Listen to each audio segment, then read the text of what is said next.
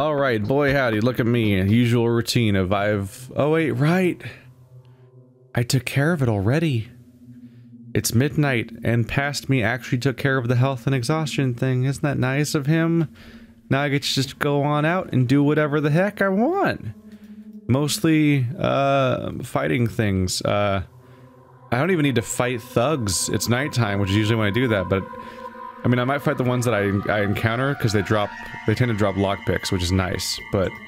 Overall, I could just start today's quests, if they will give them to me. Yes.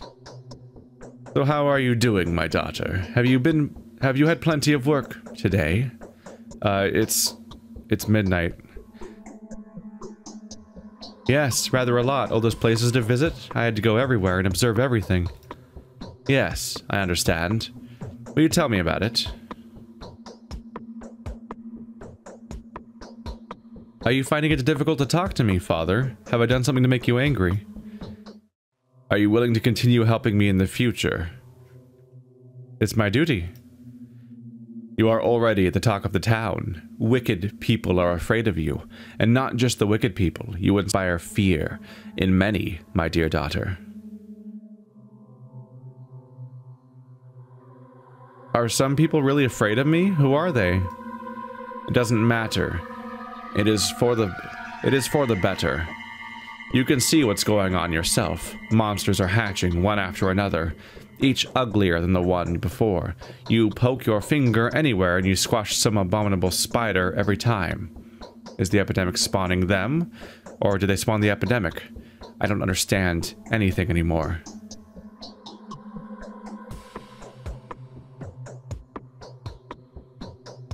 Follow your heart's calling, Father. Now I'm convinced that the grief is the culprit. This man, this kingpin of the warehouses, smuggler and death peddler, has now let gangs of thugs loose in the streets. You can see what's going on. They cut people down, they murder women, they rob homes. They are too much for the patrolman. But how could he have caused the epidemic? Badger Dankovsky found during his investigation that Grief had ordered thieves to dump infected corpses into the river, anything up to several dozen. The thieves refused to reveal the location. In fact, they are altogether denying having done it, but the claim must certainly be examined.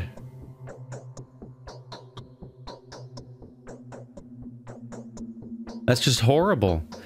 And yet the infected corpses have had to have come from somewhere. That's what I'd like to know. I'd like to know if it's true, and if yes, the exact location where they dumped the corpses, before we stamp out this whole nest of vipers. And we are going to have to stamp it out. He has done too much evil already, this Grief. Perhaps he is not directly responsible, but indirectly is enough for us.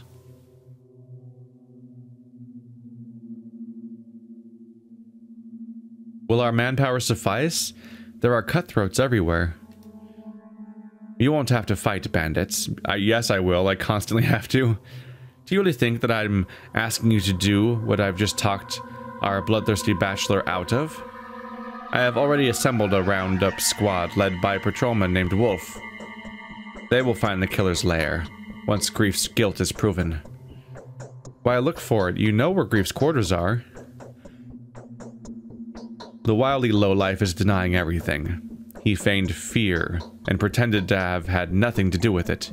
He acted his part so well that he even raised the alarm himself, and yet I'm sure it's Grief who is inciting the killers, as well as buying up their victims' stolen belongings.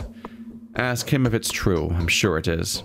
Why would we just ask him? Oh, right, because I was like, why would you expect him to tell the truth? But I remembered Clara's ability to just force people to answer questions is the point of all this.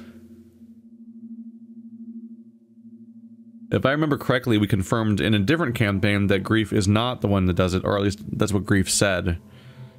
It's that it's some other faction that's going around killing people, and they've all been exiled from Grief's group. Although they clearly did use weapons around there. And Grief is clearly willing to go, like, murder children in the...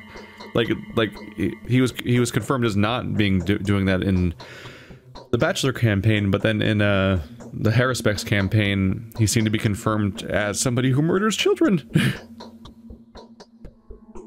Either way, I can force him to answer, so we'll know once and for all, at least in this version of the canon. I'll ask. That is not all. I suspect that Grief enjoys the Ogimski's protection, in exchange for giving him kickbacks of his illicit trade in Twirine.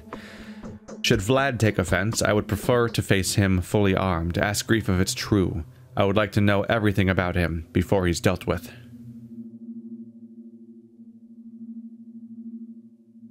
Alright, I'll ask him the way I ask the others. The rabble is completely out of control. They must have been bottling up their lowly instincts for quite some time. I will restore order here, goddammit. No, I'll be the one who restores order here. This is a trip. As far as I'm aware, you were just straight up not able to do this during the other campaigns. Like, the Changeling can just immediately get quests at midnight of the next day, giving her a huge time advantage. I'm pretty sure you had to wait until 7 o'clock for the Bachelor to wake up when you were the Harrispex, for example. And I think the Bachelor was similarly trapped with his quest. The Kind's weepers are looking for their housefather's body. The events are unfolding too fast, but we must continue to act. There is no time to waste. Now I know for certain that it was them, the Utopians, someone from among them, or the entire lot. We must wrestle people out of their camp, one at a time. I'm not sure you're right, Mother. Could it be you're mistaken? I know whereof I speak, sweet daughter. The voice that talks to me in my dreams is incapable of lying. For many years, this has been how my visions come to me. Let other mistresses say that this isn't genuine. I know. My visions have at times proved truer than theirs. Who do you want me to convert today? Today, we shall strike where they don't expect us to. You will talk to Mark Immortal. He is the director at the theater who stages prophetic mime performances with his masks. Some time ago, he staged a performance about the death of King Curon. He knew Simon would die.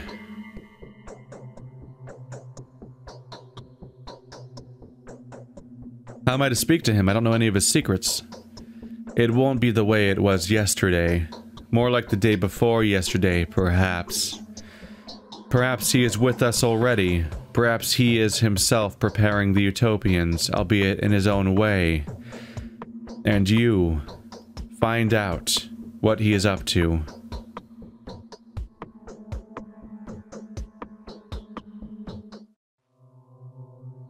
Did you say he's a theater director? Could he by chance have connections with the caravan? He's been living here for a long time. I don't remember. I don't know. But he's never taken an interest in children. Wouldn't even notice them. Even banned them from attending his performances. No, it's not that. So he's not that wicked? But then what do you need him for? This is almost too important for me. I've had a prophetic dream in which the Bachelor was going to turn the theater into a leper colony. Just let Mark Immortal know about this. Let him find a way to stop it. I need the theater badly. We need it. I can feel it. How is he going to stop it? What does it matter? He can make the building unusable for the Bachelor's purposes. It's important that I should keep it for purposes of my own. I can sense that my powers of prophecy have to do with that place. The masks and their soothsaying must be involved too.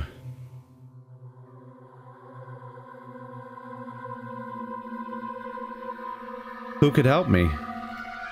Maria knows.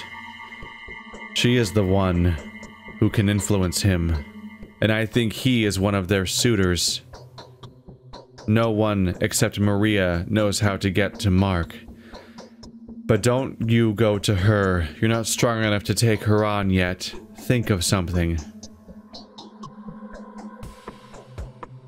Alright, Mother. I'll do what you're asking me to do. Mark immortal. So Maria knows the ins and outs, but Maria's not a good target to talk to. Matchmakers are coming, trying to woo me. Matchmakers trying to woo you? Why?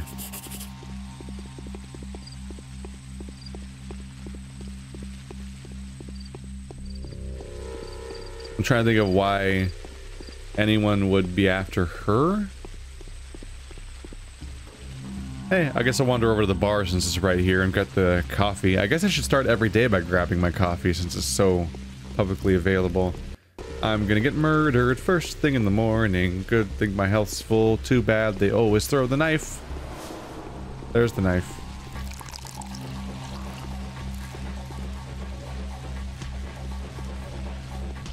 Die. Die. Die. In particular, I've noticed that I don't really spend much time dealing with the dock worker looking guy. Because, I don't have a weapon that uses durability. There's no durability being lost, so I just kind of go for it, and it's just fine. Kind of a trip. I really do just... Psychic punch! Cat. Ugh. And then that just, well, works out for me. I just brain punch people with my patty cake of death, and then they die. It's a slower process than usual, kind of. I would say a fully sharpened knife is a faster kill, but it's I think this is a faster kill than the dull knives, but it's definitely an easier kill because I can just hang out outside of their range. Also, yeah, like she just already has the map every day, so like that area is infected, that area is infected, that area is neutral. This character just gets the map automatically. I was curious what her source was going to be, but no, doesn't have one. She just has a knife. I mean, has a map. Die. Cool, he's running at me. That means no knife. No knife throw. The moment they stop running, I'm safe, pretty much. It's the part where they're chasing me where I don't know when they're going to stop. And that's when the risk comes that they might just not stop ever and keep trying to chase me while stabbing. Like, maximum danger is the knife throw. Medium danger is the follow-up chase that happens. Once you're past that phase, there's a very good chance he just won't attack me again. It won't land a hit, at least.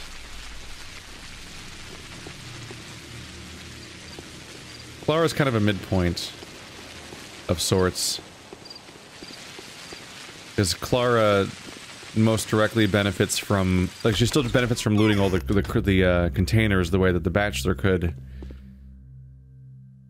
And that works out great for her. That's how she stocks up on her food every day. Generally, I just buy all the dried stuff and any nuts I can find. Grabbing everything I can from the containers makes sense, so I keep doing that. It's my source of bandages, which are always handy, but also trading with the kids and everyone helps me get resources I might need. But, in particular, it's always been useful to loot these crates. It's just the Haruspex had such a busy inventory, he literally couldn't carry these items because he had so many herbs and mixtures in his inventory at the same time. So it's mostly just the fact that I don't have those going on that justify going back to looting them constantly the way that the Bachelor did. He's not even approaching me right now. AI. She's at a bit of a midpoint between Bachelor and Haruspex when it comes to the usefulness of combat. The Bachelor was pretty likely to get killed and take damage, while having minimum possible reward for fighting people. The Haruspex had maximum reward while having an equal chance of taking damage because his combat capabilities were equal to the Bachelor, but he could loot way more stuff from each body, which means he got more riches from each body, which meant he ultimately had more ammo and resources to fight with, so he could get away with fighting and had more rewards for fighting. But on the other hand, let's get those pills out there here. The Changeling is back to the bachelor territory of having minimum reward for fighting people constantly. She doesn't get the reward the Haruspex did, but she has the upside that... Uh-oh, what's going on here? She has the upside of the fact that she doesn't take damage during fights, so she can just go all in and be happy to keep getting like 500-ish coins from every single person she encounters. The Bachelor, it was more of a turn-off because he would take damage every other fight or so, and healing that damage would undo the benefit of the fight that he just did, price-wise. What do you want, little girl? I'm looking for Mark Immortal. I want to talk to him. Mark is not here anymore, and I don't think he's coming back. Where is he then? Where? Don't keep me waiting. He may have gone to seek justice from the rulers. Will he find it? Or will he have found shelter in some good friends?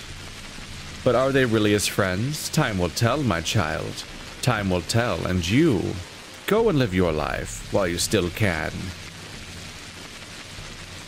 Oh no, tell me. I don't have to go there again. Why is he so careless about choosing his friends? You mean he's over there, right?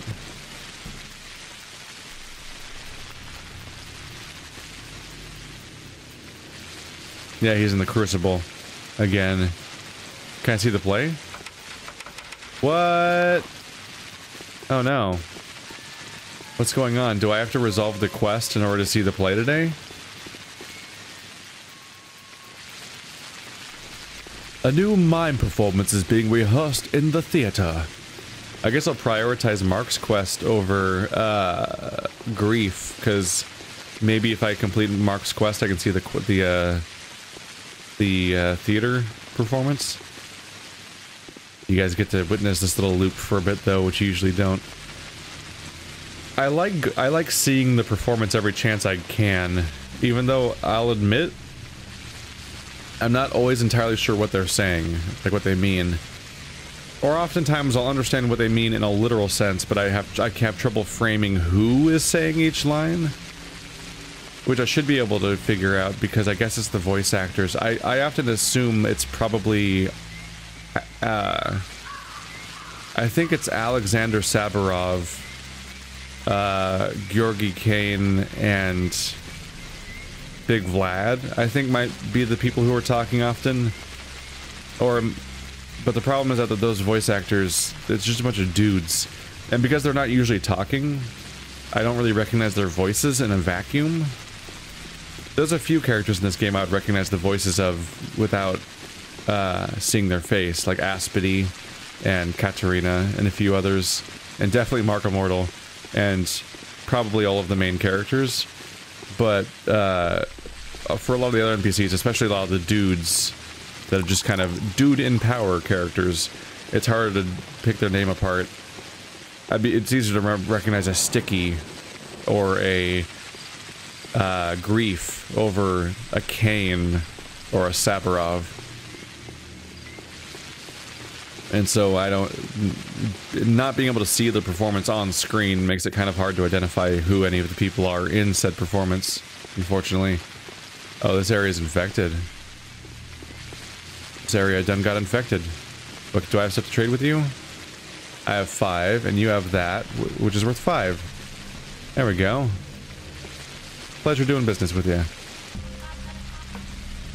I'm gonna try to do a better job than the Haruspex did, and I probably will, because Haruspex was a very busy schedule, but Clara's kind of more loose with her schedule, so maybe I'll have more time to trade. But I want to take all of those claws and trade all those claws for food in these early days. Oh, you only have fresh stuff. As far as I'm aware, the fresh stuff is not cost effective. Like, it's the biggest healing stuff in the game.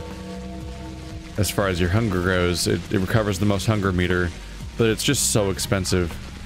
Whereas I've actually heard reference to the idea that maybe the crackers are the most effective, ratio-wise, Although you need so many of them to make a real difference. It means they're probably worth picking up, but I just make a habit of buying the nuts because they're good for trading, and then I buy,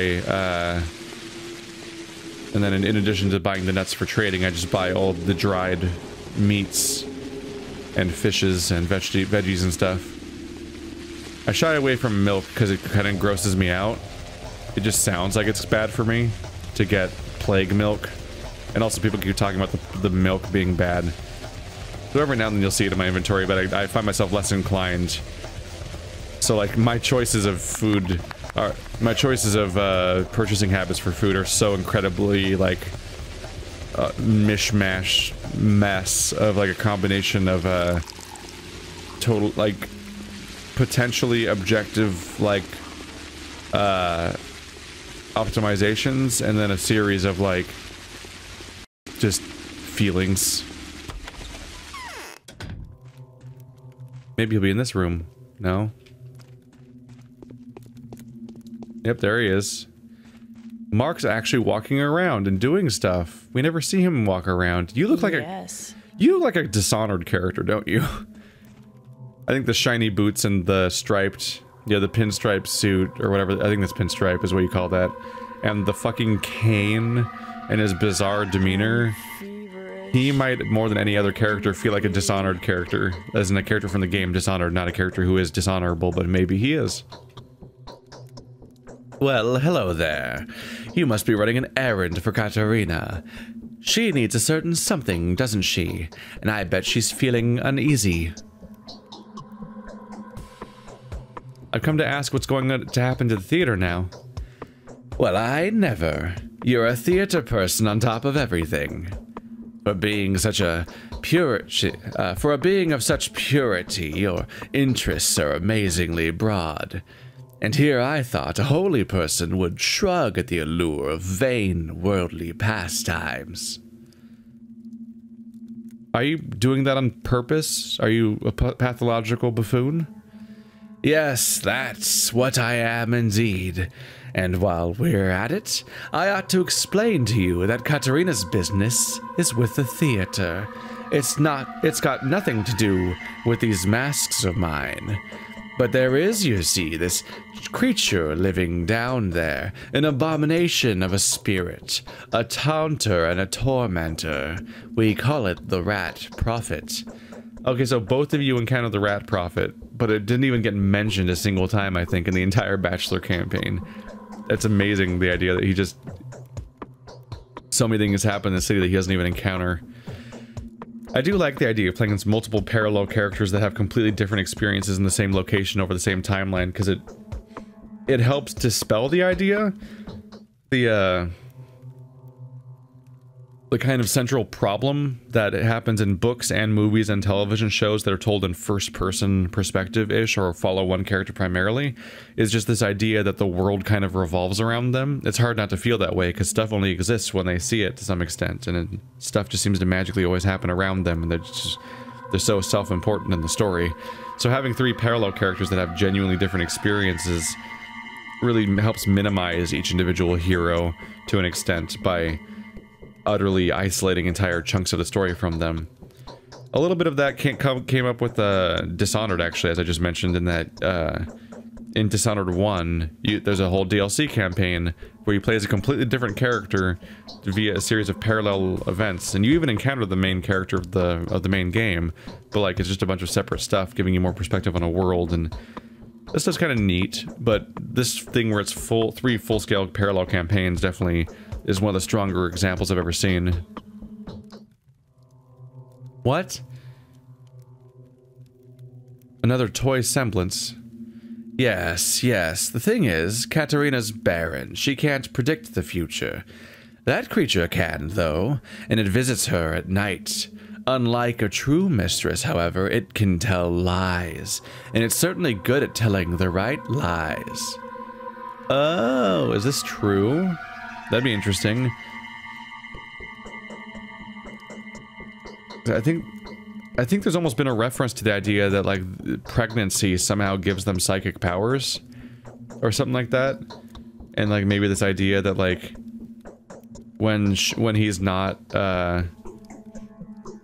Like, maybe since she can't give birth, if that's what we mean by barren, and we're not just saying, if it's not just a weird coincidence of word choice, and they're not just talking about the lack of powers, but whatever, if she doesn't have powers and she's being told stuff by the rat prophet, that opens things up interestingly.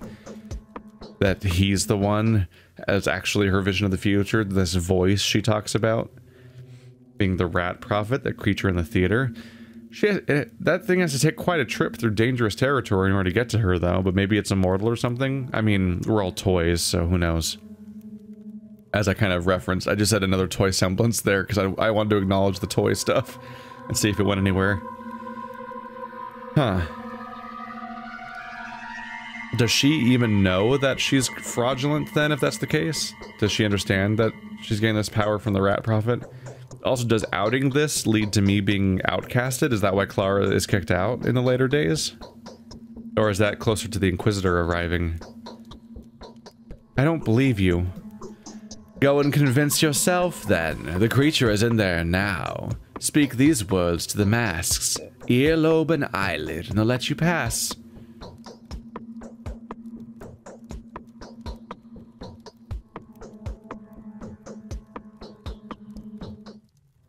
You better not be lying. Katarina is like a mother to me now, and it does seem to me that you and this filthy monster are plotting together. Should I talk to you too, I wonder? I envy you, child. Really, I do.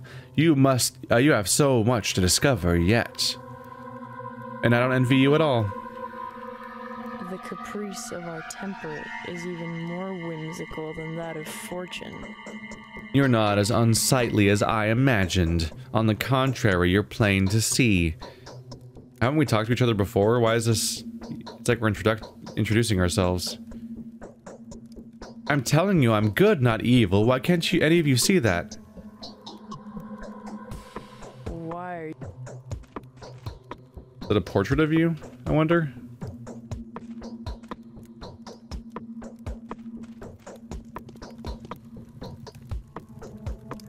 I wonder what the context for a lot of the art is.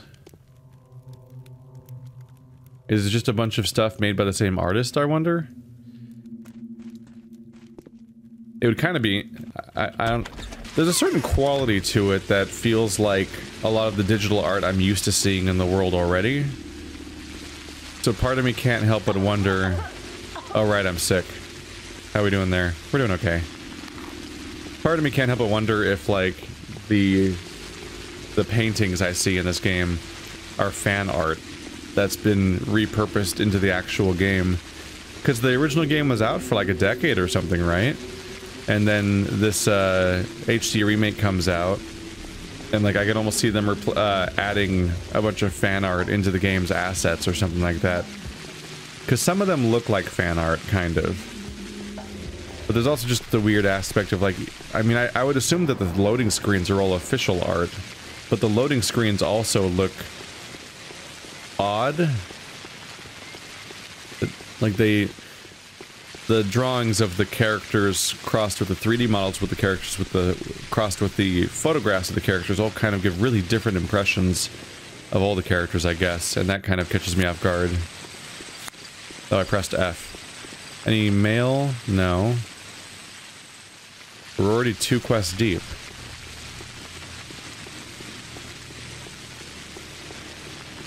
So here's a really weird detail.